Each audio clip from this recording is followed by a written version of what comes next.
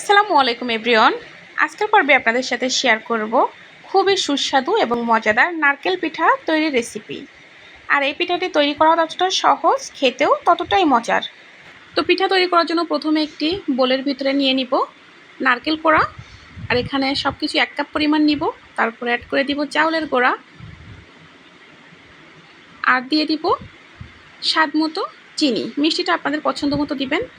আর দিয়ে দিব সামান্য পরিমাণ লবণ আর একটু এলাচের গুঁড়া। এটা অপশনাল, আপনারা চাইলে দিতে পারেন, নাও পারেন। তো সামান্য পরিমাণ পানি অ্যাড করবো এই পর্যায়ে। আর আপনারা চাইলে এখানে একটি ডিমও দিয়ে দিতে পারেন। তো ভালোভাবে হাত দিয়ে মিশিয়ে নিব। আর ব্যাটারটা একটু শক্ত টাইপের করব, তার জন্য একটু চাউলের গুঁড়া অ্যাড করে দিব। তো এই যে, তারপর চুলায় একটি প্যান বসিয়ে তেল গরম করার জন্য দিয়ে দিব। আর এই যে একটা কাঁটা চামচের সাহায্যে এভাবে একটু ডিজাইন করে দিয়ে দিব। তো চুলার জাল মিডিয়াম টু লো হিটে রেখে আমি পিঠাগুলো ভেজে নিব। আর সব পিঠাগুলো আমি এইভাবেই ডিজাইন করে দিব। আপনারা চাইলে বিভিন্ন ধরনের ডিজাইন তৈরি করতে পারেন। আমি এখানে 2টা ডিজাইন তৈরি করব, এই যে একটু লম্বা আর গোল। তো এভাবে সব পিঠাগুলো আমি তৈরি করে নিব।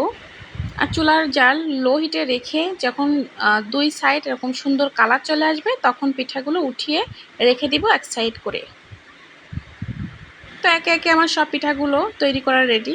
আর এটা বক্সের ভিতরে ভরে নর্মাল ফ্রিজে রেখে দিলে অনেক দিন পর্যন্ত ভালো থাকবে। আর যখন খুশি তখন একটা করে খাওয়া যাবে।